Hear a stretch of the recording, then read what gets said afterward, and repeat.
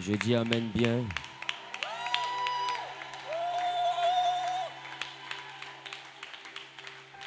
Donne-moi un bon amen, s'il te plaît. Bonjour, peuple de Dieu. Regarde ton voisin, dis voisin, tu es béni. Dis voisin, tu es doublement béni. Dis voisin, je suis content de te voir ce matin.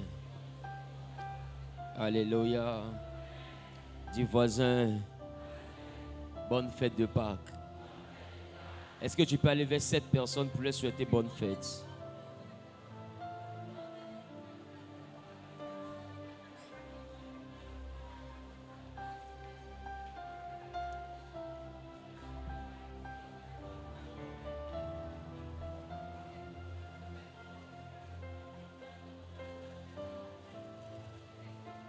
Il faut souhaiter bonne fête de Pâques à 7 personnes, s'il te plaît.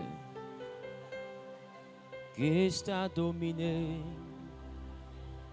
la mort et l'enfer.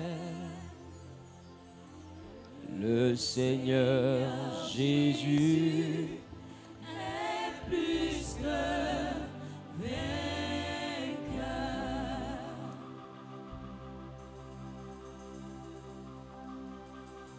Seigneur, nous te recommandons ce moment, nous le recommandons à ta grâce.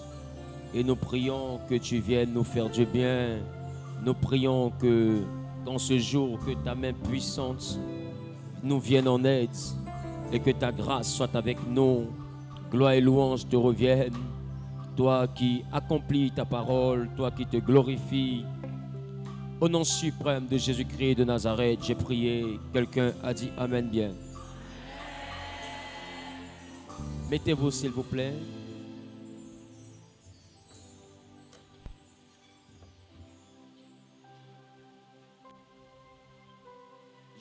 Je veux rendre grâce à Dieu pour ce moment qu'il rend possible. Je veux le bénir pour cette heure qu'il rend possible. Le premier thème qui nous rassemble aujourd'hui, c'est le choix du conjoint dans la vallée. Est-ce que quelqu'un peut dire avec moi le choix du conjoint dans la vallée? Et à ce sujet, nous avons introduit ce message dimanche dernier. Qui est avec nous le dimanche dernier? Qui a été béni par ce message dimanche dernier? Et qu'est-ce que nous avons dit dimanche dernier pour faire un résumé, s'il vous plaît? On a dit numéro 1, c'était? Numéro 1, c'était? C'était l'amitié. Quelqu'un dit avec moi l'amitié. Dis avec moi l'amitié. Donc l'amitié est donc ce premier pilier qui est la base, amen, sur laquelle un choix doit être fait. Et je vous ai dit, je n'ai pas parlé du choix du conjoint dans la montagne, ou bien sur la montagne, mais j'ai dit dans la vallée. Pour ceux qui suivent cet enseignement, la vallée est la distance qui sépare deux montagnes. Alléluia. Considérez ce poteau qui est ici comme étant une montagne et le deuxième poteau qui est là-bas comme étant une autre montagne. La vallée est donc cette distance que je suis en train de parcourir à pied. C'est-à-dire c'est la distance qui sépare les deux montagnes. Et le principe selon lequel nous sommes en train de faire l'enseignement, c'est que lorsque Dieu veut nous bénir, lorsque Dieu commence à marcher avec nous, il nous enlève de la première montagne, qui est un peu le symbole de notre vie sans Dieu, et il nous envoie vers une deuxième montagne.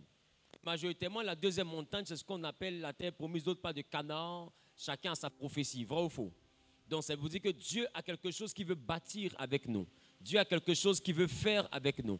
Mais on ne peut pas quitter la première montagne, s'envoler et puis atterrir sur la deuxième montagne. Voilà pourquoi David peut dire, quand je marche dans la vallée de l'ombre de la mort. Parce que la vallée, c'est cette distance. C'est cette distance. David est en train de te faire comprendre qu'il n'a pas truqué son témoignage. Il n'a pas truqué son parcours. Il y a une chose qu'il te faut comprendre. C'est que ce qui fait un témoin et ce qui fait un témoignage, c'est le parcours. Avec Dieu, notre témoignage est aussi rattaché à l'histoire que nous avons à raconter. Si tu n'as rien à raconter, alors tu n'as pas de témoignage. Donc, on est témoin qu'à l'histoire que nous pouvons raconter. Dis à ton voisin, mon histoire sera racontée Et elle sera un témoignage. Dis avec moi, cette histoire sera un témoignage. Au nom de Jésus. C'est la raison pour laquelle, lorsque nous avons parlé de la vallée, la distance qui sépare deux montagnes, l'un des premiers thèmes, c'était l'accompagnement. Et je vous ai dit que la réponse à la prière d'un homme, c'est l'apparition d'un homme. Si Dieu veut faire quelqu'un, il n'enverra pas un ange. Et même s'il envoie un ange, c'est pour te dire d'aller chercher un homme. Qui comprend ce que je suis en train de dire? Même si Dieu t'envoie un ange, c'est pour te dire d'aller chercher un homme. Vous pourrez lire plus tard Actes des Apôtres chapitre 10, qui parle d'un homme qui s'appelle Corneille. Corneille était un Romain qui jeûnait, qui priait, qui faisait des offrandes, et ces offrandes ont touché le cœur de Dieu. Et Dieu a fait descendre un ange pour dire à Corneille que ses offrandes sont arrivées jusqu'à Dieu, ses prières ont été entendues. Mais bizarrement, quand Dieu fait descendre l'ange, et l'ange dit à Corneille, l'Éternel a entendu tes prières, il a vu tes aumônes et tout, il s'en est souvenu. Alléluia. Maintenant, si l'Éternel s'en est souvenu, l'ange vient d'où? L'ange vient d'où? Il vient du ciel, n'est-ce pas? C'est ça? Hein? Qui est d'accord avec ça? Si vous êtes d'accord, un bon. Donc, l'ange vient du ciel. Donc, s'il vient du ciel, normalement, il est quitté de devant Dieu. Donc, il vient de devant Dieu. Il peut venir directement et puis changer naturellement la vie de Corneille. Dis à Corneille, comme Dieu a été touché, il m'a envoyé pour changer ton histoire. Il m'a envoyé pour, qui comprend ce que je viens de dire? Pour t'exaucer ou bien pour répondre à ta question. Mais non, l'ange ne le fait pas. L'ange dit à Corneille, il faut aller chercher un homme qui est à Jopé. La maison dans laquelle il se trouve fait face à la mer. C'est la maison de certain Simon. Mais l'homme qui est à l'intérieur aussi s'appelle Simon, mais il est surnommé Pierre. Et va le chercher pour qu'il vienne ici. Et c'est quand Pierre est arrivé que Pierre a commencé à prêcher que le Saint-Esprit qui était la récompense de Corneille s'est répandu. C'est pour dire qu'aussi longtemps qu'un homme ne venait pas dans la maison de Corneille, il y a des choses que Dieu n'allait pas faire. Joseph a rêvé par l'Esprit de Dieu, mais son rêve s'est accompli par la promotion de Pharaon. Aussi longtemps qu'il ne rencontre pas Pharaon, son rêve n'allait pas se réaliser. La réponse à la prière d'un homme, c'est l'apparition d'un homme. Si Dieu doit faire quelque chose de toi, il te fait accompagner par des personnes qui peuvent te faire devenir quelqu'un. Qui comprend ce que je suis en train de dire? Qui comprend ce que je suis en train de dire? Donc, ta réponse est autour de toi. Dis avec moi, autour de moi. Donc, Dieu prendra toujours la forme d'un homme. Voilà pourquoi Jésus, qui est notre sauveur, vous allez voir que Jésus, qui est Dieu, mais aussi qui est notre sauveur, il a pris quelle apparence? Il a pris quelle apparence? Ça vous dit que, mon ami, si tu es dans la galère, Dieu va passer par un homme pour te sauver. Si tu es dans le célibat, Dieu va passer par un homme pour te sauver du célibat, pour te marier. Si tu as envie de voyager, il y a un homme qui connaît le circuit de comment faire voyage là facilement. Ou bien un homme qui va te donner des papiers pour que tu puisses avoir le visa. Il y a toujours un homme qui est sur ton chemin. Alléluia. Qui est d'accord avec ça? Je prie qu'à la Pâque dans laquelle nous sommes, que Dieu t'envoie des hommes ressources.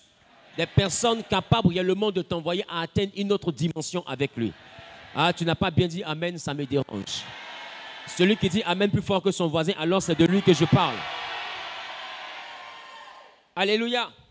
Dis avec moi l'accompagnement. Dis avec moi l'accompagnement.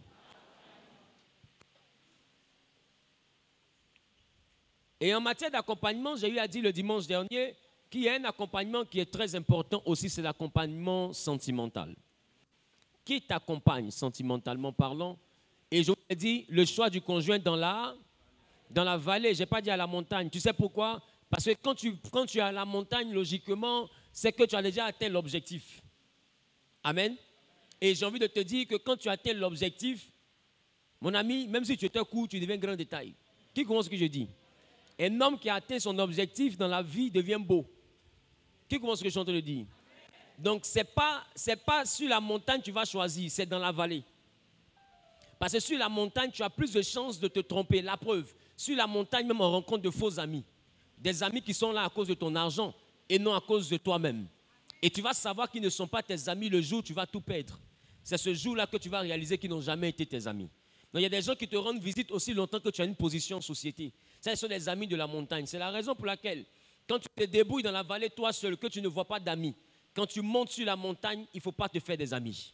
Il faut avoir des connaissances. Il faut être en de bons thèmes avec tout le monde, mais ne charge pas l'amitié de quelqu'un.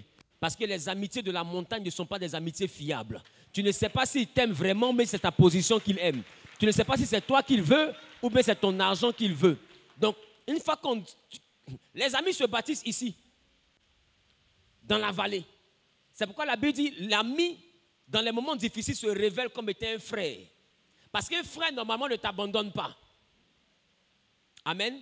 Parce qu'on choisit ses amis, mais on ne choisit pas ses frères. Donc, un frère, logiquement, logiquement, je parle en français. Et quelqu'un a dit que le français est élastique, c'est ça? Est complexe aussi. Et il y a beaucoup de subtilité. Un frère, normalement, n'abandonne pas. Mais c'est les frères de Joseph qui l'ont vendu. Amen. Mais c'est pourquoi je préfère dire normalement. Parce qu'anormalement, il y a des frères qui ont décidé de te détester. Anormalement, il y a des frères qui te jalousent. Normalement, quand le petit frère atteint un niveau, bien la petite soeur atteint un niveau, tout le monde doit venir se réfugier là pour dire « Ah, enfin, on a quelqu'un dans notre famille. » Mais il y en a qui ne vont pas dire ça, qui vont commencer à dire « C'est parce qu'elle s'est prostituée, c'est parce qu'il vend truc, c'est parce qu'il est ceci, c'est parce qu'il est cela. » Ils vont toujours trouver une étiquette à coller sur ton élévation parce que beaucoup auraient souhaité être à ta place. J'ai envie de te dire, quand quelqu'un te dénigre, ce n'est pas forcément qu'il ne t'aime pas, c'est parce que des fois, il estime que c'est lui qui mérite plus cette place que toi. Alors la Bible dit, on aura donc pour ennemis les gens de notre propre maison. Donc c'est pourquoi j'ai dit normalement. Et c'est pourquoi la Bible dit, l'amitié dans les moments difficiles se révèle comme étant un frère. Parce que celui qui n'est pas ton frère, dans les moments difficiles, il t'abandonne. C'est pourquoi vous n'êtes pas frères parce que vous êtes sortis du même ventre. Parce qu'il y a des personnes qui sortent du même ventre et puis qui rêvent de voir l'autre mourir. Là, ce n'est plus la fraternité. C'est que ton ennemi est dans ta maison. C'est vrai qu'on dit on aura pour ennemi les gens de notre propre maison. Il y a des dimensions où celui même qui est ton frère, c'est lui qui est ton ennemi. Donc en réalité, il n'est pas ton frère. Parce que la Bible dit un frère dans les mauvais moments, il devient un ami dans les mauvais moments, devient comme un frère. C'est-à-dire qu'un frère ne peut pas t'abandonner. Un frère ne peut pas te souhaiter le mal. Un frère te couvre. Donc quand quelqu'un ne respecte pas ça, il n'est pas un frère. C'est pourquoi la Bible dit qu'il y a des amis même qui deviennent comme des frères. Donc il y a des amis qui se montrent comme étant des frères. Pendant que ta famille même t'abandonne, c'est ta camarade qui t'aide. Qui a déjà vu ça? Il y a des personnes que la famille a jetées, ce sont les amis qui les ont récupérées. Famille même t'a mis dehors, c'est ami qui t'a hébergé. Mais bizarrement, lorsque tu es dans cette défaite, tu es orphelin. Mais le jour où tu tues Goliath, tu as 1000 pères. C'est là que tu vas voir une tante qui a sorti pour dire boulou. Tu dis, mais c'est qui? Quand tu étais petit, la petite qui payait bonbon là, c'est moi. Amen. Il ne faut pas leur en vouloir, c'est comme ça, ils n'ont pas honte. Donc dans l'accompagnement, il y a le choix du conjoint. Parce que j'ai envie de te dire, quand les Africains disent la nuit porte conseil, on ne parle pas de ton coussin. Quand on dit la nuit porte conseil, on parle, un célibataire ne dit pas la nuit porte conseil. Si tu es célibataire, toi là, il y a te dit, même le jour même te porte conseil. Quelqu'un a dit amen. Quelqu'un a dit amen. Amen. Parce qu'en réalité, quand quelqu'un te dit la nuit porte conseil, c'est pour te dire je m'ai dit à ma femme. Parce que la nuit là, il partage ça avec quelqu'un. Et il y a quelqu'un qui sont couchés, là, il va lui expliquer. Ou bien elle va expliquer à ce quelqu'un. Et puis les deux ensemble vont décider quelque chose. Et le matin, il va te dire j'ai réfléchi. En réalité, il n'a pas réfléchi. Il a parlé à sa femme. Et ils ont conclu qu'on peut t'aider ou on ne peut pas t'aider. Alléluia. Dans la nuit là, dis à ton voisin, c'est ton mari. La nuit qui porte conseil là, c'est ta femme. Alléluia. C'est pourquoi il faut remarquer, quand quelqu'un a un mauvais comportement, il dit c'est sa femme. Et vous allez entendre dire quoi? Elle ne lui parle pas. Donc, puisqu'elle ne lui parle pas, donc elle est complice. Parce que normalement, c'est elle le conseil de la nuit. Je parle à quelqu'un. Dis avec moi l'accompagnement de la vallée. Il y a un célibataire qui a dit aujourd'hui là c'est notre baptême quoi.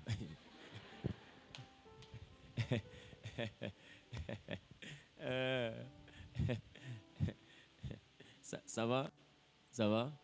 Tu es béni. Tu es béni. Tu es Camerounais. Tu es Camerounais. Dieu m'a parlé de toi hier. Je viens à toi tout à l'heure. Écoutez. Écoutez. Dites-moi, la nuit porte conseil. Donc la nuit là, ce n'est pas tes amis. La nuit c'est censé être ta femme ou ton mari. Alléluia. Dis à ton voisin, c'est ça la nuit. Donc, dans l'accompagnement, je parle d'accompagnement marital. Et j'ai dit dans le choix du conjoint, dans la vallée, c'est que ce choix-là, numéro 1, est désintéressé. Ce n'est pas un choix qui est rattaché à l'argent. Parce que numéro 1, il s'agit de l'amitié. Or, l'amitié est basée sur la gratuité. Vrai ou faux? Et l'amitié est basée sur la réciprocité. Donc, quelqu'un qui t'aime parce que n'est pas mariable.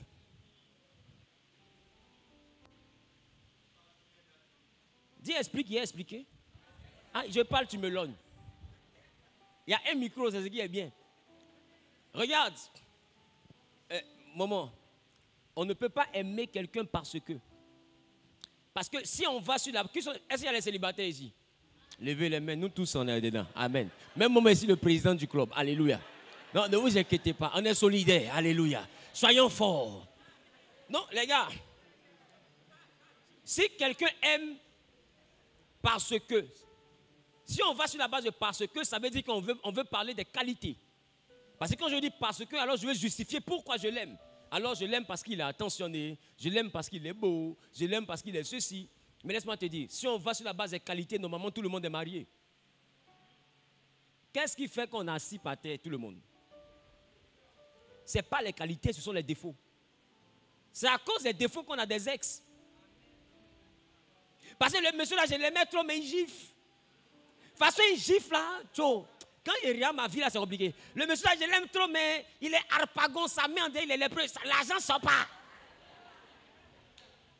Je l'aime, mais c'est le mais là. C'est ça qui fait que l'amour finit. Donc on n'aime pas parce que, on aime malgré. C'est le malgré là qui fait qu'on t'aime.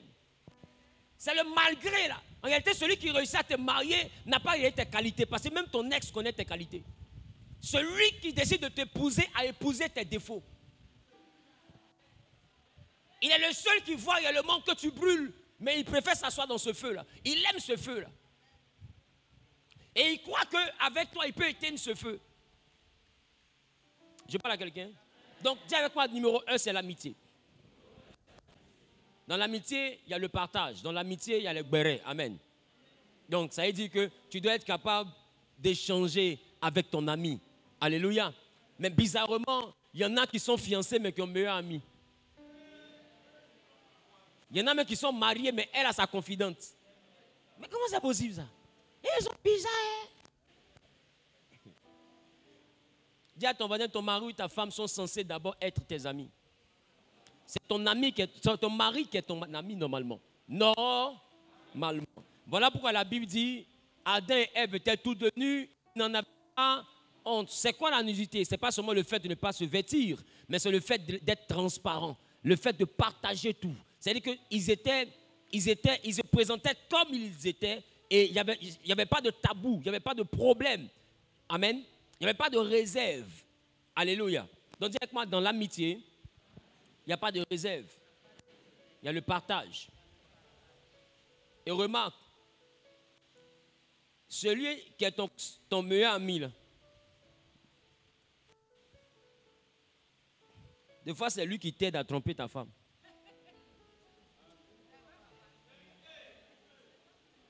Celle qui est ta meilleure amie, là, des fois, c'est elle qui t'aide à tromper ton mari.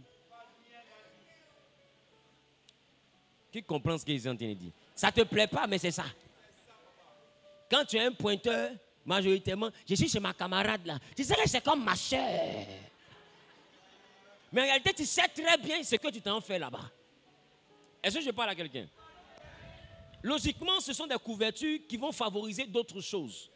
Parce que si tu n'as pas autre chose derrière la tête, tu n'auras pas de problème à avoir ton mari ou ta femme comme ami. Je parle à quelqu'un.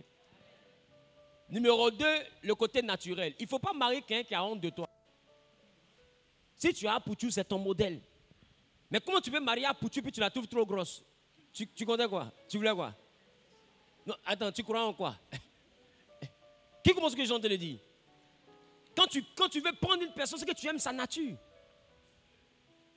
Mais quand tu n'aimes pas la nature d'une personne, c'est là qu'on voit quelqu'un qui marie pour tuer puis la trompe est skinny. Ou bien tu maries noir, mais on voit que tous ceux que tu cherches dehors sont clairs. On se demande, mais pourquoi il a pris noir là? Lui, mais il ne sait pas pourquoi il a pris noir là. Dis avec moi, c'est ta nature que je dois accepter.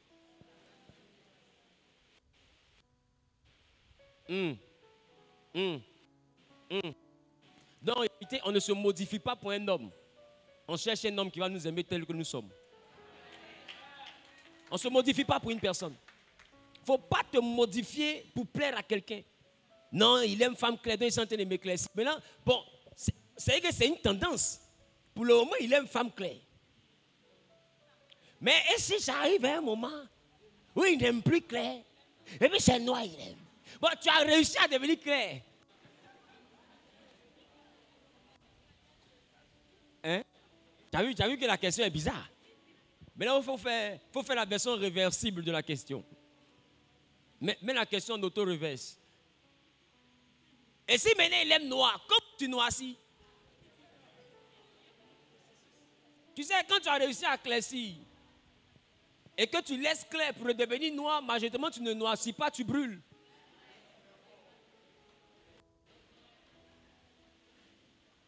Je parle à quelqu'un. Dis à ton voisin, je ne me modifie pas pour quelqu'un. Troisième élément que je vais utiliser aujourd'hui, je vais te parler de la foi. Je vais te parler de la foi. Dans la vallée, il faut chercher quelqu'un qui a la foi. Il faut chercher quelqu'un qui croit en Dieu. Et quand je dis croire en Dieu, je ne parle pas forcément qu'il soit chrétien. Ça choque, non? C'est-à-dire, je ne parle pas forcément qu'il vienne à l'église, mais il faut qu'il ait la conscience qu'il y a un Dieu qui existe. Et il faut qu'il ait la crainte de Dieu. Peu importe qui il pense être, il faut qu'il ait la crainte de Dieu. Tu sais, j'ai envie de te dire, le début de la croyance, même quand c'est une mauvaise croyance, est le commencement pour une bonne croyance. Mais quand quelqu'un ne croit pas du tout, il ne croit en rien, ça c'est le premier cas de figure. Il ne croit en rien, c'est dangereux. Numéro 2, il ne craint rien. C'est-à-dire c'est quelqu'un qui se sent capable de tout faire impunément. C'est-à-dire il n'a pas peur de...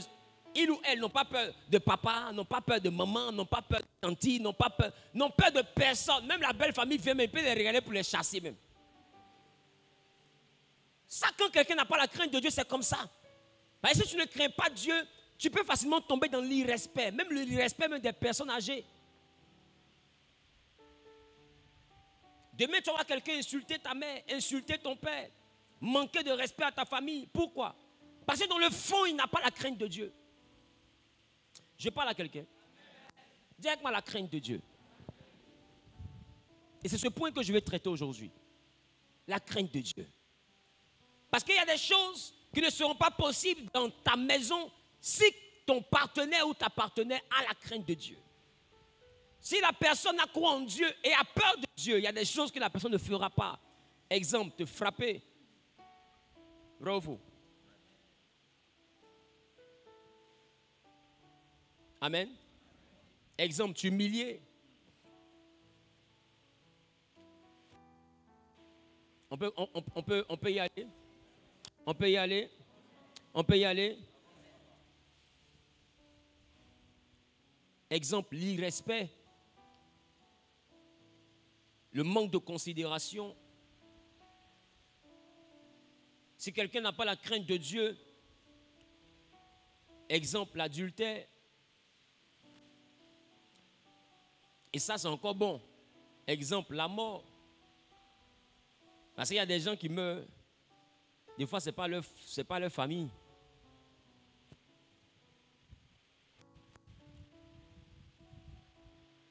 Et les personnes dont le mari meurt ou bien la femme meurt parce que simplement, des fois, il n'aime plus sa femme ou bien n'aime plus son mari. Des fois, ils ont trouvé l'amour ailleurs. Mais abandonner ce mariage-là à tort peut t'envoyer à tout perdre. Quand la personne de fois calcule tout ce qu'elle peut perdre, des fois le choix est vite fait. Et c'est comme ça, il y a des maris qui mangent, qui ne se réveillent plus. Il y a des femmes aussi qui meurent dans des conditions bizarres. Mais à peine elle est morte, on voit que son mari marie sa meilleure amie. Vous n'avez jamais vu ça? Le gars, il meurt, il est encore à la morgue, et puis son mari soit sa femme. Son ami soit sa femme. C'est la veuve. On l'enterre même pas 3 mois, les deux officialisent, même pas 1 an, les deux se marient. Ça veut dire quoi? Ça veut dire quoi? Ça veut dire que, when he was vivant, the army penetrated his wife. Dites-moi un point.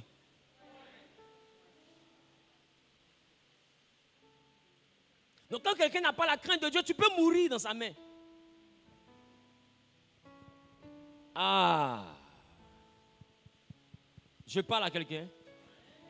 Et il y a des gens qui sont veufs, il y a des gens qui sont veuves, mais qui ne sont pas veufs par la force de Dieu, mais qui se sont rendus veufs. Je connais une famille à Koumassi, Sojefia, et cette famille-là, la mère est tombée malade d'une maladie mystérieuse. Après, les gens disent que c'est empoisonnement, etc., etc. Bon, bref. Elle meurt. Ils font l'enterrement. 3 semaines après l'enterrement, il vient dormir dans sa chambre conjugale, sa meilleure amie. Histoire vraie. La famille a commencé à Sojefia. Je me tais, mais c'est bon. Si je donne l'indication, c'est bizarre. Amen. Sa meilleure amie. Dans sa chambre conjugale. Pendant qu'on l'a enterré, ça ne fait même pas 1 mois. Et le papa maintenant décide d'officialiser avec la meilleure amie. Bon, est-ce que ça ne nous donne pas envie de faire marche arrière pour bien réfléchir? Mais dans la Bible, pour ceux qui ne savent pas, dans la Bible, c'est arrivé. Qui connaît Nabal? Nabal était un monsieur qui est mort bizarrement. Je vous explique la mort de Nabal sans rien affirmer. Et puis vous allez essayer de comprendre un peu avec moi ce qui a peut-être eu lieu. Nabal refuse de donner à manger aux soldats de David. Là-bas on me voit, je ne suis pas gros mais on peut me voir quand même. C'est bon. Donc, Nabal décide de refuser la nourriture à David et à son armée. Comme David est fâché, il dit, mais comment est-ce qu'il peut refuser la nourriture au roi? Et Nabal dit, moi je ne te reconnais pas comme roi. Qui est David? David c'est un délinquant. David c'est un vaurien. Le seul roi que moi je connais c'est Saoul. Donc David est fâché. Il prend son armée, il décide d'aller faire mourir Nabal. Écoute bien. Pendant qu'il prend la route pour aller tuer Nabal, la femme de Nabal appelée Abigail, quand elle voit David venir, elle se met à genoux sur la route et puis elle dit à David, roi, tu es trop grand pour descendre au niveau de mon mari. Regardez par d'une femme. Elle dit, il s'appelle comment? Il s'appelle Nabal. Nabal signifie folie. Il est fou comme son nom. Il ne faut même pas te fatiguer pour le tuer. David regarde la femme là jusqu'à il dit, le jour où Nabal meurt, je vais marier cette femme. Et David se retourne et il part. Bizarrement, Nabal mange, maman. Nabal mange. Et jusqu'au point du jour, Nabal meurt après avoir mangé. On informe David que Nabal a mangé, il est mort. David se lève, il arrive chez Nabal, il prend la femme de Nabal, il prend possession des biens de Nabal et la femme Abigail devient la femme de David. Est-ce que tu n'as pas envie de réfléchir un peu avec moi?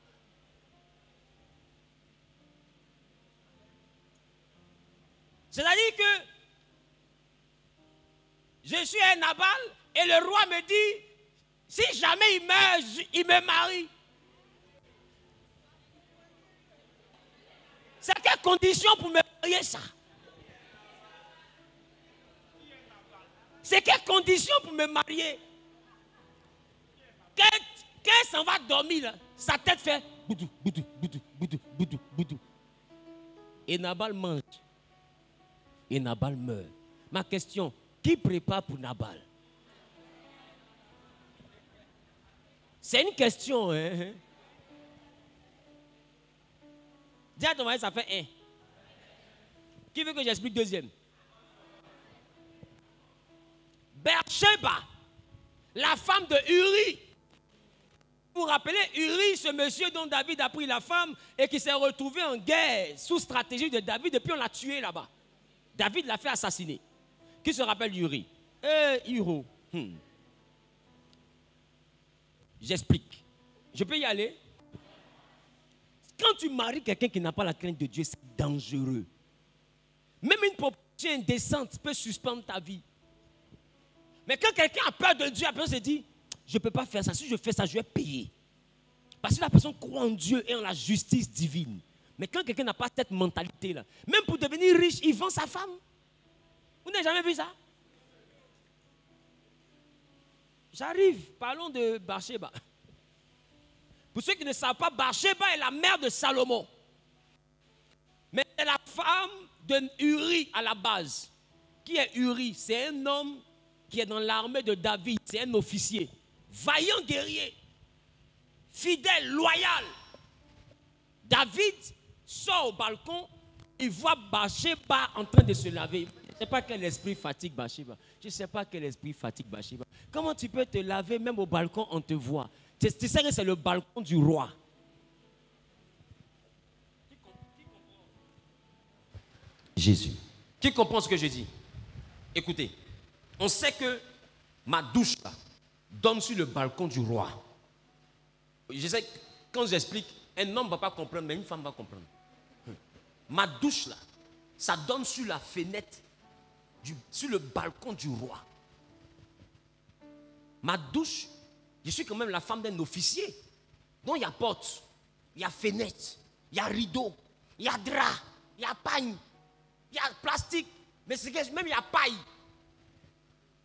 Mais je laisse sans rideau, sans pagne. Or je sais que le balcon qu'elle est là, ce sont les appartements privés du roi. Et je me lave, je laisse tout ouvert pour que depuis le balcon, ce soit bien visible. Et en réalité, c'est ça. Parce que comment toi, tu te laves, et puis quelqu'un a son balcon, et puis il te voit nu, jusqu'à il te convoite. C'est quel lavage ça? Dis avec moi, c'est quelle lavation? C'est quel lavement ça? C'est un peu comme si, mon ami, hein, papa, tu as arrêté, et puis tu regardes dans une direction. La soeur sait que dans tout le groupe, c'est toi qui regardes dans cette direction. Et pendant que tu es en train de regarder dans cette direction, elle sait que tu regardes dans cette direction, et puis elle ouvre ses jambes. Bon, est-ce que ça là, il y a explication dedans? Qui comprend ce que je dis? Il n'y a pas d'explication. Elle ouvre ses jambes exprès pour que tu regardes sa partie intime. Elle soulève un peu son habit pour que tu vois bien sa cuisse. Bon, est-ce qu'elle a besoin de te dire encore, il faut venir? Ça, c'est pas code phare.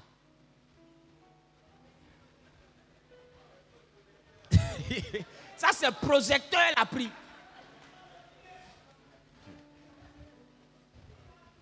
Tu vois que les femmes sont en train de rire, non? Elles comprennent bien. Elles savent comment elles provoquent les gens. Elles connaissent leur stratégie. Mais laisse-moi te dire, Bathsheba est ta maman. C'est la mère spirituelle de cette stratégie. Bathsheba. Acclamons Dieu pour Bathsheba. Non, c'est juste une analyse. Hein. Vous savez, la Bible rime avec esprit critique. Donc il faut qu'on s'interroge. On s'interroge, hein, sinon on n'a pas accusé quelqu'un. Maintenant, Bathsheba se lave. David la voit dans sa nudité. Il la convoite. C'est normal. Aïe.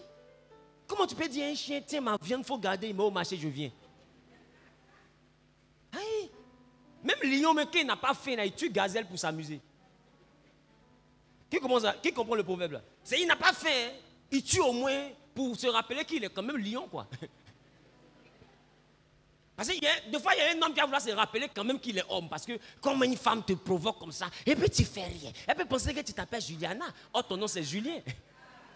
Non, juste pour montrer à la femme là que c'est vraiment Julien qui a vu, il peut taper dans le tas. Je parle à quelqu'un. Maintenant, si c'est un vrai gringo qui tire sur tout ce qui bouge. Et même quand ça ne bouge pas, lui-même il fait. David, quand ça ne bouge pas, lui-même il fait. Hey. Il dit, tu as bougé. La soeur dit, je n'ai pas bougé. Il dit, je te jure que tu as bougé. Elle dit, je n'ai pas bougé. Il dit, mais tu n'as pas bougé. Pourquoi tes yeux font comme ça? Il dit, mais ce sont mes yeux. De faire comment?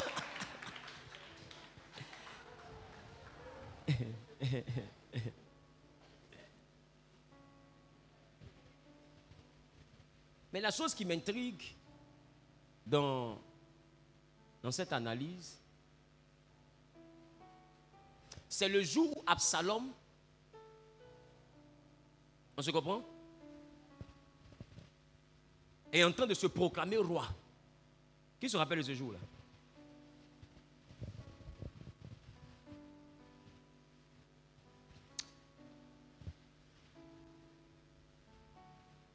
Ce qui m'intrigue, c'est le jour où David est malade et il est couché sur son lit. C'est là que mon esprit critique a été interpellé. David est malade. L'un de ses fils est en train de faire un coup d'état. Il est diminué physiquement. Il ne peut pas se lever.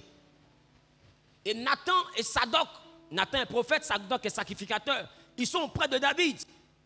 Et puis l'autre est en train de dire là-bas qu'il est roi. C'est lui qui remplace papa. Mais Bathsheba inquiète. Elle court, elle va voir le roi. Le roi est malade. Et puis elle dit au roi, roi, est-ce que tu ne m'as pas promis que le jour où tu meurs, c'est mon enfant qui devient roi? Il dit, mais si, je t'ai promis ça. Elle dit, mais pourquoi l'autre est en train de dire dehors là-bas qu'il est roi? Maintenant ma question, pourquoi quand je lis la Bible, je ne vois pas le jour de cette promesse? Pourquoi cette promesse-là ne figure dans aucun verset biblique, maman? Que quelqu'un me donne ce jour-là. Que quelqu'un me donne le verset où David a dit clairement à Bathsheba, le jour où je meurs, ton fils sera roi. Mais il y a le verset où David rappelle qu'il avait vraiment dit ça. Mais il n'y a pas le verset où il a dit, pour rappeler quelque chose, il faut d'abord que tu l'aies dit. Mais on ne voit pas où tu as dit, mais on voit où tu rappelles. Ça ne t'interroge pas? Ça ne te dit rien? Maintenant, tu rappelles que tu avais fait la promesse à cette femme que son enfant qu'elle allait mettre au monde allait te remplacer. Tu lui as fait la promesse à quel moment?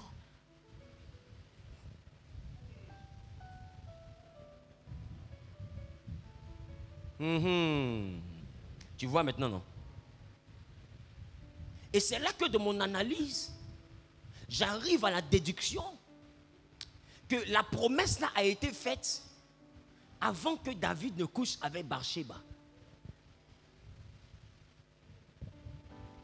Cette femme a dû dire à David, si je trompe mon mari là, c'est pour gagner quoi? Suivez bien mon analyse. Je gagne quoi si je trompe mon mari? Prenez-le quand je trompe mon mari. Si tu trompes ton mari, que tu m'acceptes, l'enfant que tu vas mettre au monde là, va me remplacer. C'est la seule chose qui peut justifier cette promesse.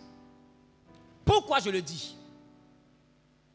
Quand Dieu dévoile le péché et le crime de David par le prophète Nathan, tu te rappelles ça?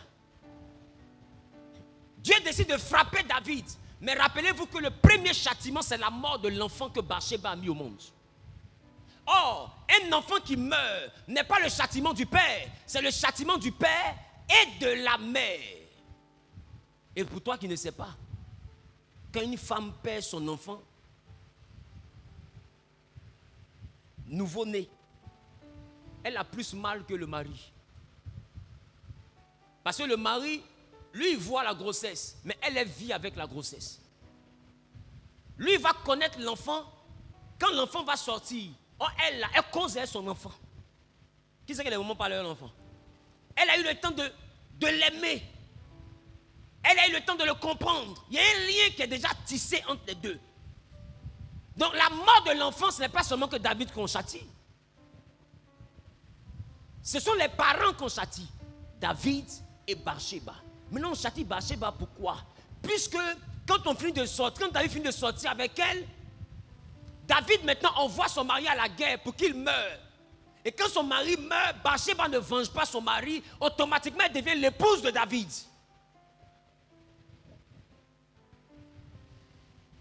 Tu ne vois pas qu'il y a quelque chose qu'on attendait pour bien se marier?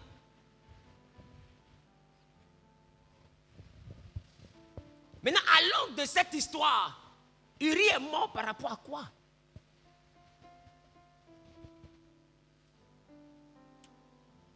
Si tu marches avec quelqu'un qui n'a pas la crainte de Dieu, tu es exposé à beaucoup de choses. Tu es exposé à ton voisin à trop de choses. La crainte de Dieu est un élément important, voire indispensable, primordial dans le choix du conjoint. Ton conjoint doit craindre Dieu. Dis à ton voisin, il doit craindre Dieu. Alléluia.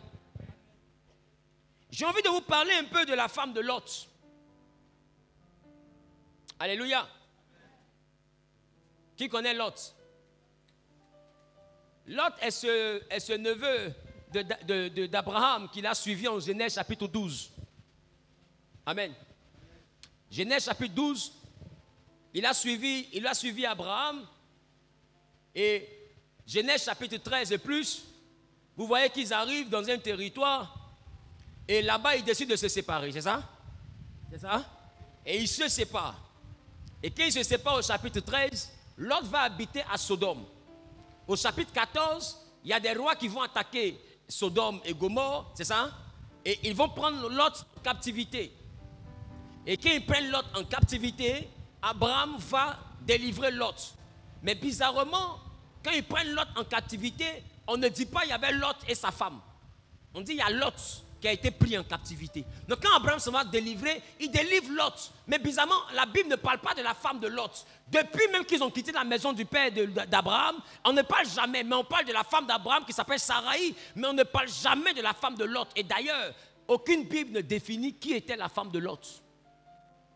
La seule chose que la Bible dit, c'est que la femme de Lot a regardé derrière, elle a été changée en statue de sel. Mais son nom, on ne connaît pas. Son peuple, on ne connaît pas. Parce que quand Abraham et Lot sortaient de Padam Aram, Lot était célibataire. Quand il y a eu dispute, Lot était célibataire. Et à partir de Sodome et Gomorrhe, Lot se marie quand il revient de la captivité de Genèse chapitre 14. C'est ça? C'est ça? Maintenant, Genèse chapitre 16, 17 vont parler de l'alliance entre Dieu et Abraham. Alléluia. Mais le chapitre 18 va nous parler clairement de comment des anges sont venus visiter Abraham. 18 et 19. 18 principalement, comment ils sont venus visiter Abraham et ils ont dit que Sarah allait avoir un enfant. Qui se rappelle de ça? C'était en Genèse chapitre 18. Et quand ils finissent de manger chez Abraham, ils se lèvent pour aller à Sodome. Mais c'est là qu'ils disent à Abraham que le péché de Sodome est monté vers Dieu. Qui se rappelle de ça? Très bien. Mais quand ils arrivent à Sodome et Gomorrhe, là-bas on commence à parler de la famille de Lot. Et les anges précisent en disant à Lot, prends tout ce qui t'appartient. Tes enfants, ta femme et tes gendres. Ah oui, si. Allons-y en Genèse chapitre 19, le verset 12. Genèse 19, verset 12. Oui. Genèse 19, verset 12, que dit la Bible? Les hommes, c'est-à-dire les anges qui étaient là, on dit à Lot, tu as qui ici? Gendre, fils et fille. Donc, ça veut dire qu'on parle des gens, on parle de quoi? Les beaux-fils et beaux-parents. On dit, si tu as des gendres ici, prends-les et sors avec eux. Parce qu'on va détruire la ville. Ça veut dire que les gendres et les beaux de Lot étaient liés à la périphérie de Sodome et de Gomorrhe. Ça veut dire que quand il est arrivé là-bas, il a connu une femme, il s'est marié. Donc il a sa femme là et il a ses beaux là. Donc sa femme est de la région. Sa femme est de la région, ça veut dire que c'est elle qui est la mère de ses enfants. Principalement ses 2 filles. C'est ça? C'est ça? Très bien. Maintenant, la région de Sodome et Gomorrhe était réputée pour être comment? C'était réputé pour être un endroit où les gens ne craignent pas Dieu. C'est ça? Des gens qui marchent comme ils veulent, qui n'ont pas peur de Dieu. Et la femme de Lot est de Sodome et de Gomorrhe. Quand Dieu dit ne vous tournez pas, Lot a la crainte de Dieu. Est-ce qu'il se tourne? Mais sa femme est de Sodome et Gomorrhe. Est-ce qu'elle se tourne? Et elle est changée en quoi? Elle est changée en statue de sel.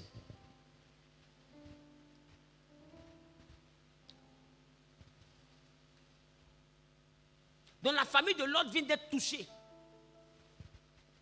Parce que la femme qu'il avait n'avait pas la crainte de Dieu.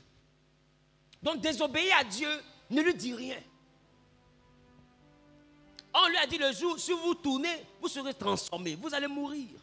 Mais c'est quand même tourné parce que quelqu'un qui n'a pas peur de Dieu, c'est quand dit on ne fait pas là. C'est ça il fait. Et d'ailleurs même c'est dans ça même qu'il trouve le goût. C'est dans l'interdit là même là que lui trouve le bonheur. Celui qui n'a pas la crainte de Dieu fonctionne comme ça. Est-ce que je parle à quelqu'un? Dis avec moi, la crainte de Dieu est importante. Ah, j'ai pas entendu. Maintenant, à partir du verset 30 jusqu'au verset 38, quand elle est changée en statue de sel, vous voyez que je condense pour que vous puissiez avoir des versets pour noter, mais je vous explique ces versets-là. Donc notez, après vous allez méditer. Parce que ce sont des textes qui sont un peu longs. Amen. Quelqu'un me donne un mot amen. Donc lorsque on arrive au verset 30 du chapitre 19 jusqu'au verset 38, là-bas on constate que Lot arrive dans un endroit qu'on appelle Tsoar. Tsoar est une ville qui était proche de Sodome et Gomorrhe. Normalement, ils ont les mêmes traditions, ils ont les mêmes comportements, ils devaient être détruits. Mais Lot avait dit à Dieu, aux anges, laissez-moi m'échapper jusqu'à cette ville qui n'est pas trop loin. Alors ils vont lui dire, va, on ne va pas détruire jusqu'à ce que tu arrives et que tu sois à l'abri. Et ils arrivent, ils sont à l'abri. On est déjà arrivé à Tsoar. La Bible dit, ils sont arrivés. Quand vous allez lire, vous allez voir. Ils étaient arrivés à Tsoar. Ils sont dans Tsoar. La destruction commence. Donc depuis Tsoar, c'est comme si tu as Cocody et puis quelque chose est en train de se... Tu es au Nouveau-Chu et quelque chose se passe à Saint-Viateur. Donc on arrive, nous on sait qu'on ne doit pas se tourner. La femme de Lot, on est arrivé. Hein? Qui commence ce que j'entends dire? Madame Lot, on est arrivé. Ça veut dire que tu n'es pas morte sur la route. On est arrivé. C'est maintenant toi tu vas te tourner. Quelqu'un qui ne craint pas Dieu là, si tu le comprends, c'est que tu n'as pas bien expliqué. Et si on t'a bien expliqué, tu ne vas pas comprendre. Si tu as réussi à comprendre, c'est qu'on ne t'a pas bien expliqué. Je parle à quelqu'un. Et tu te tournes. Elle devient statue de sel. Lot est à Tsoar. Comme il sait que Tsoar et puis Sodome et Gomorrhe sont la même chose. Or Dieu lui a dit Tsoar sera épargné à cause de toi. Donc Dieu ne détruit pas Tsoar, mais il a tellement peur qu'il décide d'aller habiter dans une caverne, dans une grotte. Donc il est là-bas avec ses 2 filles. Il n'y a pas de femme, il n'y a personne. Les 2 filles, elles sont les enfants de qui? De Lot. Mais les enfants de qui aussi? De sa femme. Qui est sa femme? Qui est sa femme? Elle vient de Sodome et elle vient de Gomorrhe. Ça veut dire que sa femme est dans le groupe là. Amen. Amen. Maintenant regarde. Quand les filles là sont en âge de se marier, elles se disent, maman est morte, il n'y a personne ici pour nous marier, c'est papa qui est là. Chien ne fait pas chao. C'est papa qui est là. Donc, comme de lui-même, parce qu'il craint Dieu, il ne va pas vouloir, on va le saouler. Et puis on va coucher avec lui. Et voici comment les filles de leur mère vont donner coup tout coup à leur père. Parce que laisse-moi te dire, ces filles-là ont l'empreinte de Lot.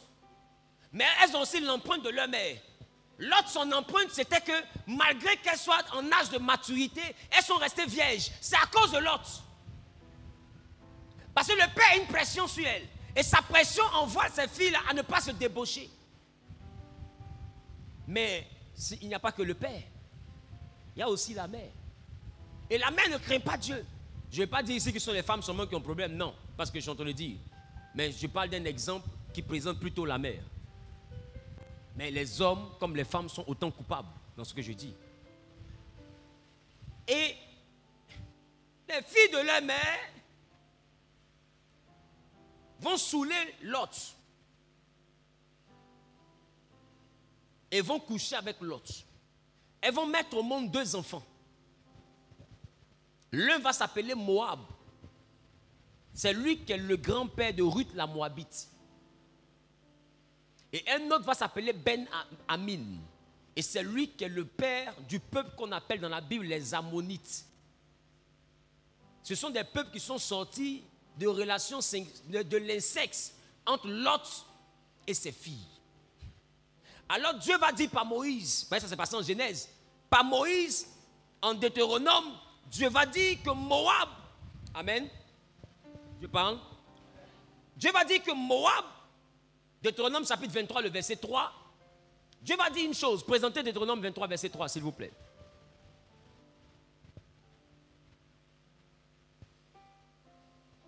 Que dit la Bible? L'Ammonite et le Moabite n'entreront point dans l'assemblée de l'Éternel. Voici, comme c'est un peu bizarre, né de papa et puis enfant, Dieu va dire par Moïse que les Ammonites, c'est-à-dire ceux qui Ben-Amin, et les Moabites, Moab, ne seront pas dans l'assemblée de Dieu. Même à la 10e génération. On dit même quand ça va arriver à la 10e génération, on ne veut pas les voir. Et à perpétuité. Il dit d'ailleurs même à perpétuité. C'est-à-dire qu'Israël et puis Ben-Amin et puis Moab ne peuvent jamais se mélanger. Voilà pourquoi on ne voit pas les enfants de Lot dans la Bible. Parce que les enfants de Lot en réalité sont les enfants de Lot et de ses filles. Donc ses filles ont mis au monde leurs frères et leurs fils. C'est ça? Si tu couches avec ton père, que tu mets au monde un enfant, il est ton fils parce que c'est toi qui l'as accouché. Il est ton frère parce qu'il est l'enfant de ton père. Non, elles ont mis au monde leur fils frère. Ou bien leur frère fils. C'est qui est sûr, elles ont mis quelqu'un au monde. Et ce quelqu'un-là s'est tellement mélangé que Dieu dit qu'il ne veut pas les voir dans son peuple. Mais ce mélange est compliqué. Et voici qu'un homme qui s'appelle Elimelech, dans le livre de Ruth, chapitre 1er. Elimelech a marié une certaine Naomi. Pour ceux qui ne connaissent pas Elimelech, c'est le mari de Naomi. Et Naomi est la belle-mère de Ruth, la Moabite. Et là, nous sommes dans le livre de Ruth, chapitre 1er. Elimelech, son nom signifie l'Éternel est mon roi. Non, l'Éternel est mon roi. La Bible dit Elimelech va arriver à Moab. Il avait 2 fils, Machlon et Kiljon. Les 2 sont à Moab avec Elimelech, mais bizarrement, ils sont célibataires. Pourquoi ils sont célibataires? Parce que Dieu avait déjà dit par Moïse que les Moabites ne doivent pas se mélanger avec Israël. Non, du vivant d'Elimelech, il n'y a pas eu de mariage. Dis avec moi, il n'y a pas eu de mariage.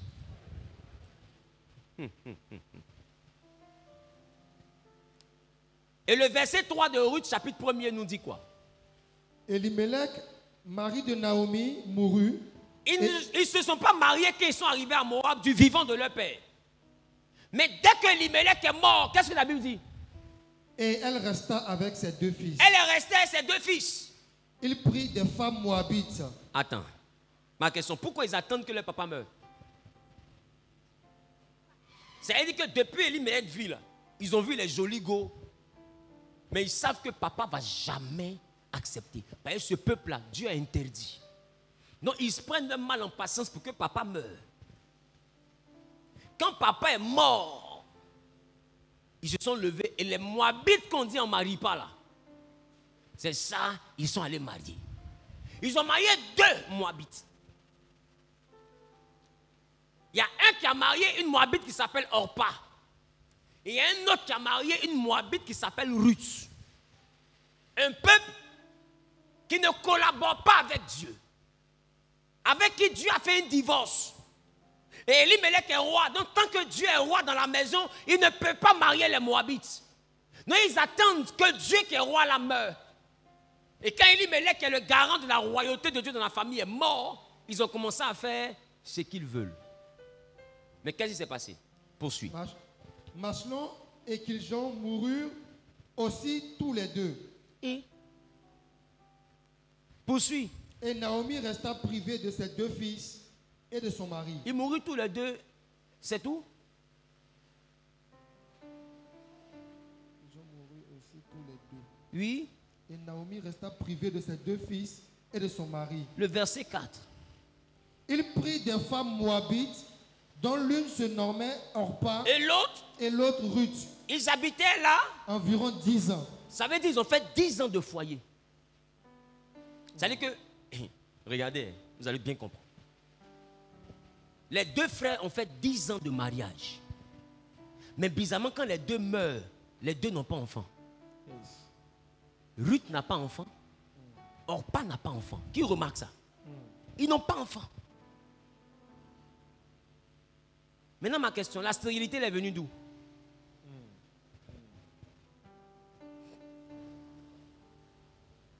Ils n'étaient pas stériles. Mais c'est que leur mariage ne plaisait pas à Dieu. Yes. Il y a des unions qui ne vont rien produire. Quand tu es appelé du nom de l'Éternel, tu ne peux pas te mettre à être n'importe qui, parce que ça risque de rien donner.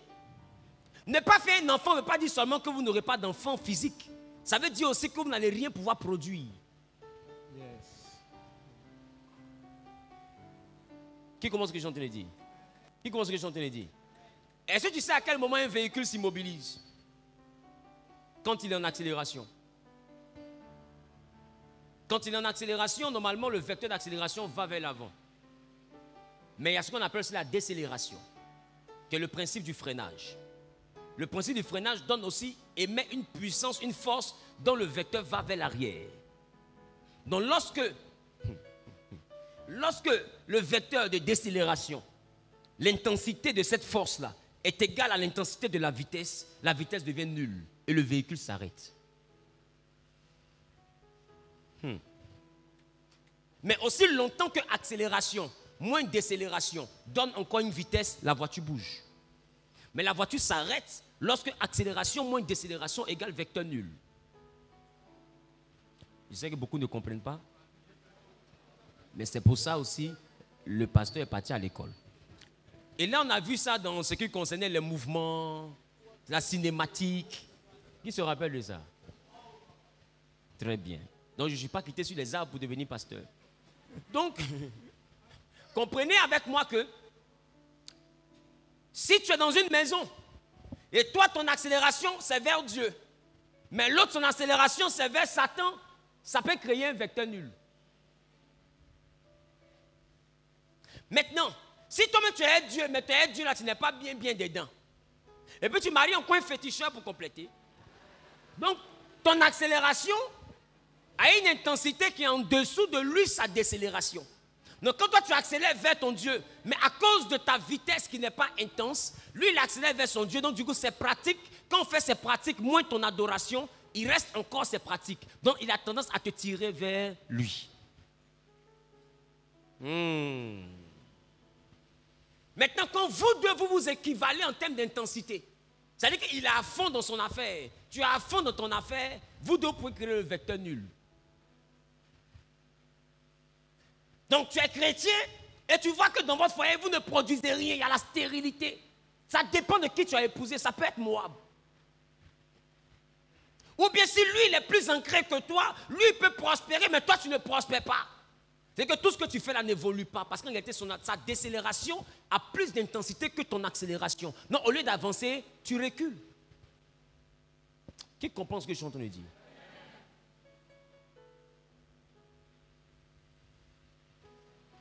Maintenant, pour t'éviter ce combat-là, Papa, venez s'il vous plaît. Maman, venez.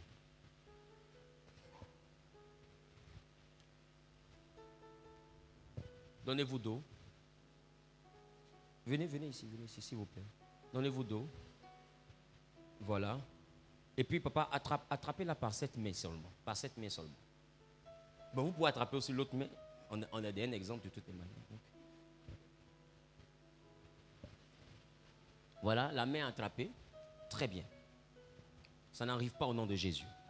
Quelqu'un dit Amen. Donc, considérons que papa est dans des pratiques bizarres.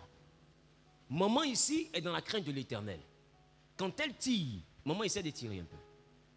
Vous voyez, quand elle tire pour aller vers son Dieu, si elle n'est pas à fond et que son engagement avec Dieu n'est pas puissant, et que lui commence à tirer, que lui son engagement est plus puissant, son engagement va engloutir son engagement. Ça va l'étouffer. Elle va se retrouver avec une lourdeur. Elle va se retrouver avec une nonchalance, avec un tas d'épreuves qui vont l'envoyer de fois à commencer à douter de son Dieu, à commencer à se décourager. Pourquoi? Parce que son accélération n'est pas semblable à l'accélération de son homme.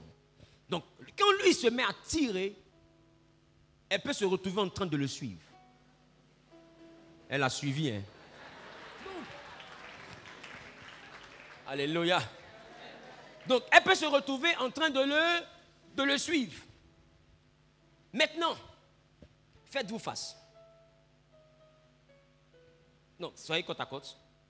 Et puis regardez dans cette direction. Maintenant, quand elle plutôt, regarde vers Dieu, et que lui regarde vers Dieu, quand les deux accélèrent, c'est l'accélérer à 1, que lui l'accélère à 2, les deux accélèrent à 5. Non, si elle accélère à 1, lui accélère à 2, les deux accélèrent à 3. Donc ça crée une autre vitesse. Parce que les deux vont dans la même direction. C'est pourquoi je vais dire à quelqu'un, si tu vis une vie chrétienne, que tu ne croises pas Satan, c'est que vous marchez ensemble. Parce que le principe du croisement équivaut au sens contraire.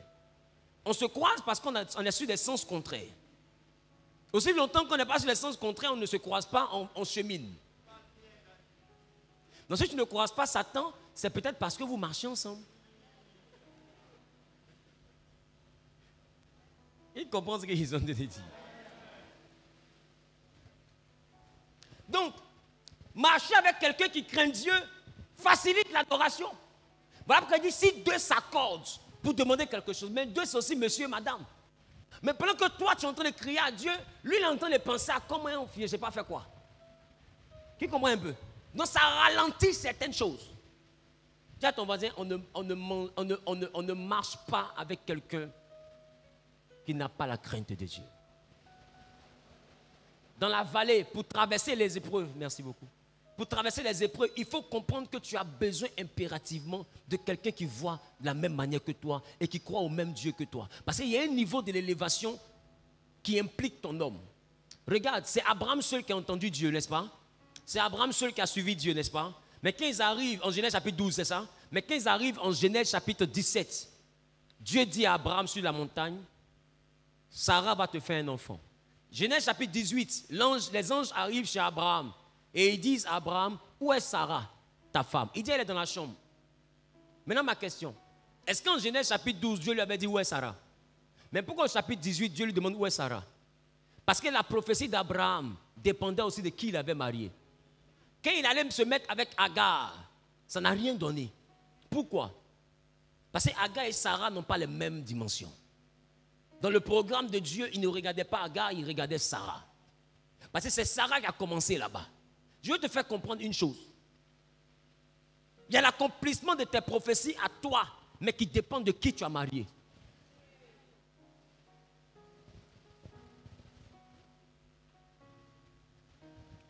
Alléluia. Et Sarah va marcher avec le Dieu d'Abraham. Elle va croire au Dieu d'Abraham. Non, elle va voyager avec Abraham. Non, elle et puis Abraham étaient dans le même bateau.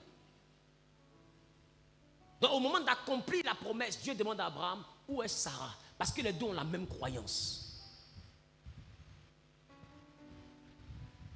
Alléluia. Alléluia.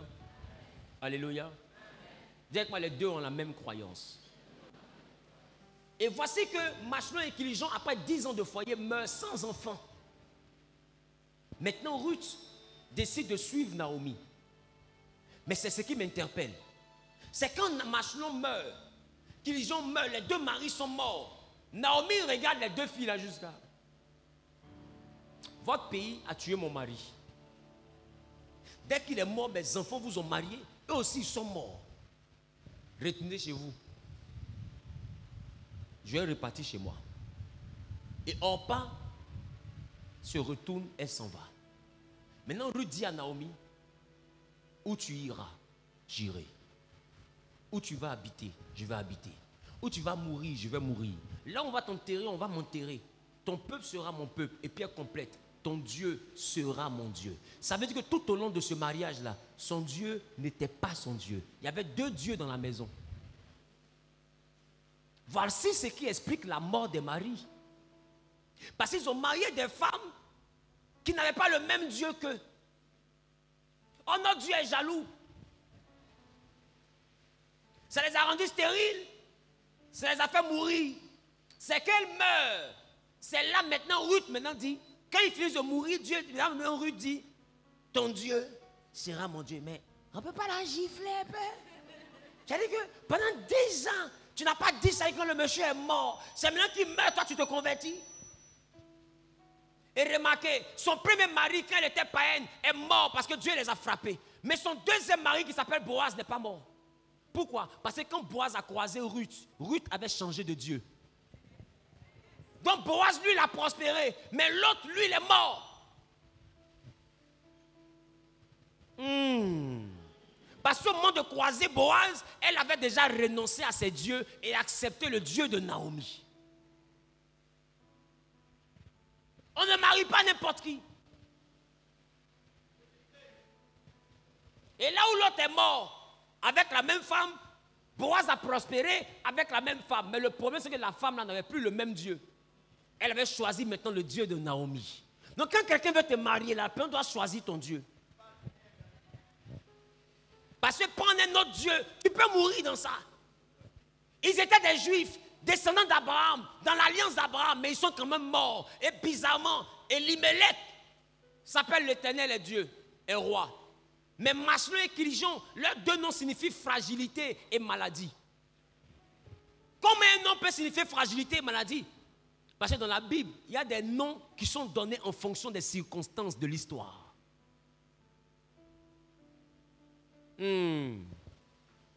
Donc, fragilité et maladie, pourquoi? À cause de la qualité de leur mariage. Ça les a fragilisés. Et ça a engendré la maladie. Et bizarrement, ils se sont mariés à la même année, après la mort de leur père. Et ils sont morts à la même année. La Bible dit, après 10 ans, les deux mourent. Comment vous mourrez en direct, tontine? On peut mourir ensemble comme ça? On peut se marier en même temps et puis mourir en même temps comme ça. Et puis ne pas avoir d'enfants en même temps comme ça. Ça ne vous dit rien, cette coïncidence?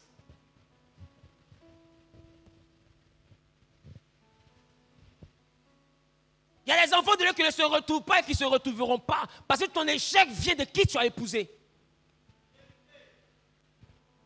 Laisse-moi te dire, si tu es vraiment un homme de prière, une femme de prière, à un moment donné, ta prière va commencer à déranger les pratiques. Donc vous deux là, vous ne serez plus en accord spirituellement. Il y a une partie de lui ou bien d'elle qui va commencer à te rejeter. Parce que les deux esprits ne peuvent pas collaborer.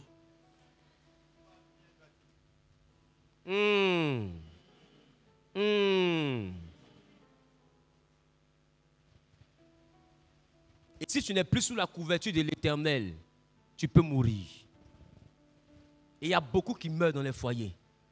Il y a beaucoup qui sont stériles, qui tombent malades de maladies mystérieuses. Elle est malade jusqu'à elle meurt. Mais c'est la divinité du mari. D'autres, c'est la divinité de la femme. Il y a des femmes qui sont très mystiques. Ne plaisantez pas. Tu la regardes comme ça, mais mon ami, tu es en train d'être absorbé spirituellement. Je parle à quelqu'un. Donc on ne se marie pas pour présenter une bague. On se marie pour accomplir une destinée. Et la destinée est rattachée au livre de Dieu. Et Dieu connaît ceux qu'il a appelés. Donc si vous êtes deux féticheurs, mariez-vous. Là au moins, on partez dans la même direction. Je parle à quelqu'un. Maintenant, Si toi, tu appartiens au peuple de l'Éternel, dans ce cas, prends quelqu'un qui croit aussi en Dieu et qui craint Dieu.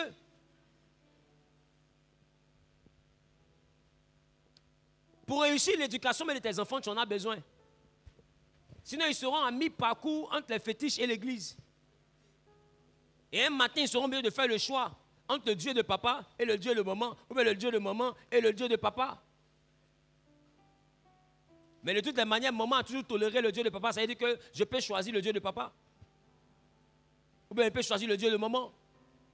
Qui commence que je te le dis? Mais pour réussir l'éducation de le Seigneur, de tes enfants, toi-même tu as besoin de croire en Dieu, de vivre dans une maison qui croit en Dieu. C'est pourquoi Josué a été clair. Josué dit, moi et ma maison, nous servirons l'Éternel. Quand tu es dans la maison de Josué, il n'y a pas de choix. Il n'y a pas une affaire de je vais avoir le temps de me convertir. Si tu n'es pas encore converti, tu ne rentres pas. C'est ça la maison de Josué. Il n'y a pas quelqu'un qui est dans la maison de Josué et puis qui n'est pas converti. Oh, laissez-moi vous dire, Josué dans l'Ancien Testament est la préfiguration de Christ dans le Nouveau Testament. Parce que Josué parle de Yeshua. Or, Yeshua, c'est la version hébraïque et Ressus, c'est la version grecque. Mais ça signifie le même nom, l'Éternel sauve. C'est la raison pour laquelle c'est Josué qui fait rentrer le peuple à la terre promise. Et c'est Jésus dans le Nouveau Testament qui nous fait rentrer aussi à la terre promise que le paradis. Les deux ont eu la même mission. Et Josué dit, moi et ma maison, nous on sert l'Éternel. C'est que Jésus aussi dit, moi et ma maison, nous servons l'Éternel.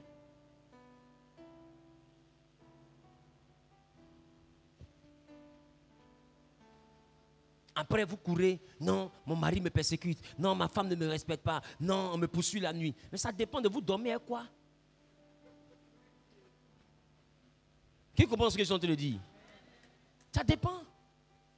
Bon, toi, tu vis en priant. Lui, il vit en invoquant le serpent. Bon, quand tu vois le serpent la nuit, là, pourquoi tu nous appelles?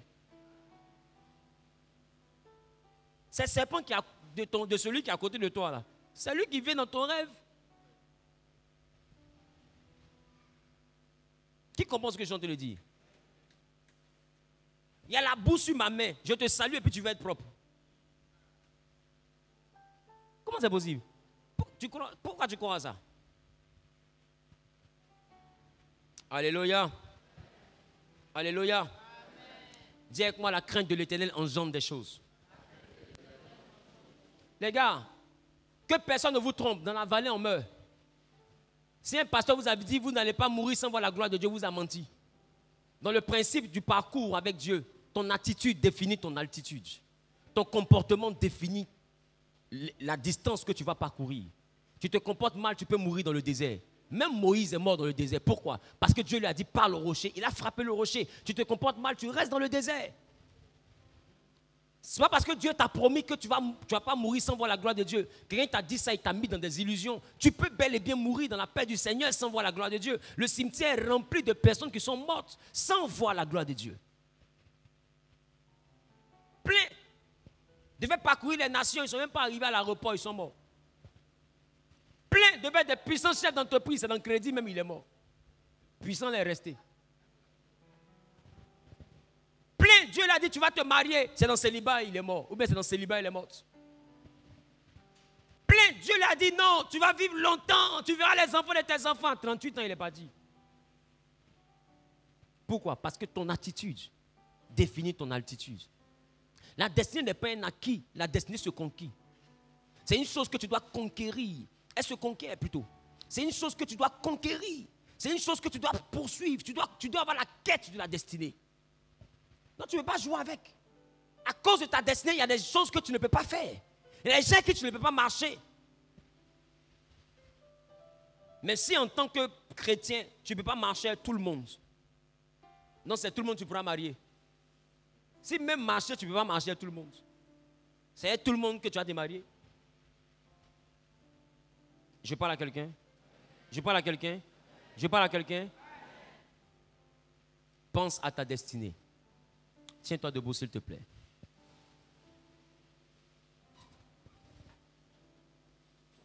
Dis avec moi, Seigneur.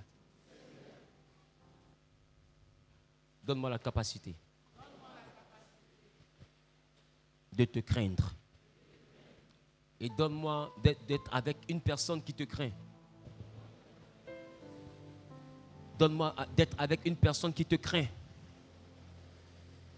Bien-aimé, élève, il commence à parler à Dieu.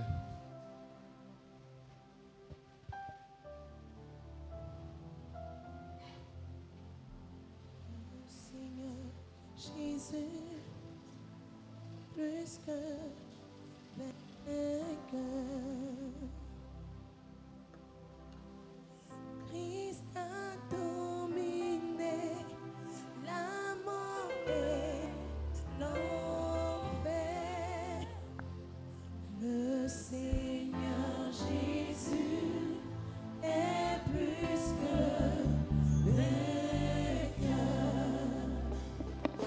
Christ a dominé la mort et l'enfer.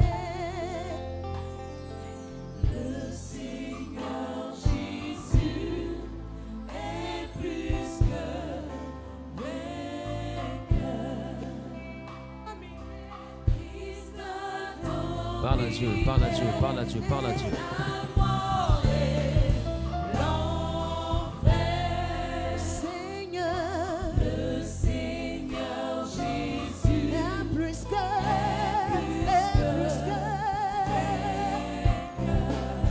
nous t'adorons, Jésus, nous t'exaltons, ô roi des rois. Le Seigneur Jésus est plus que vainqueur. Nous t'adorons, Jésus. Alléluia. Nous t'adorons. Tu vas élever la voix, tu vas demander à Dieu de te donner un homme ou une femme qui le craint, afin que tu puisses réussir la marche dans la vallée et atteindre la terre promise. Élève la voix et parle à Dieu.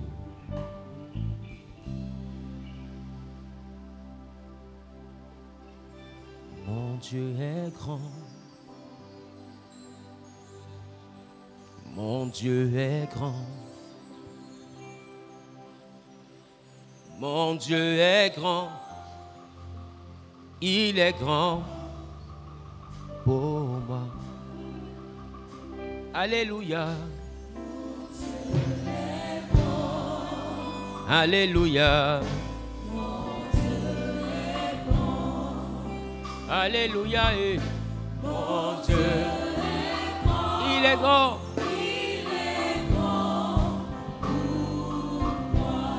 Alléluia. Oh. Alléluia. Et Alléluia. Il est grand.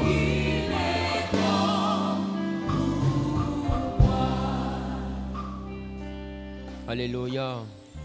Alléluia. Tu vas dire à Dieu aussi de t'envoyer des personnes ressources. Des personnes qui te permettront de pouvoir avoir une destinée accomplie. Élève la voix et commence à parler à Dieu.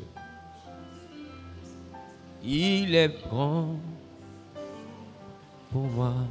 Alléluia. Mon Dieu est bon. Alléluia. Mon Dieu est bon. Alléluia. Et mon Dieu est bon. Il est bon. Alléluia. Mon Dieu est grand. Alléluia. Mon Dieu est grand. Alléluia. Et mon Dieu est grand. Il est grand pour moi. Nous sommes exaucés au nom suprême de Jésus.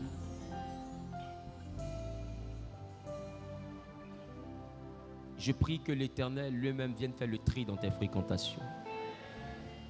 Je prie que l'Éternel lui-même vienne faire le tri dans tes fréquentations. Qu'il t'aide à choisir tes amis et même ton partenaire. Qu'il t'aide à choisir la personne avec qui tu vas bâtir ta vie sur la base de la crainte de l'Éternel. Que l'Éternel lui-même marche avec toi au nom suprême de Jésus-Christ. Que sa main soit dans ton affaire. Que Dieu vienne intervenir dans tout ce qui te concerne. Au nom suprême de Jésus-Christ de Nazareth, donne-moi un amen bien. Donne-moi un amen bien. Que Dieu te bénisse, que Dieu te bénisse, que Dieu te bénisse.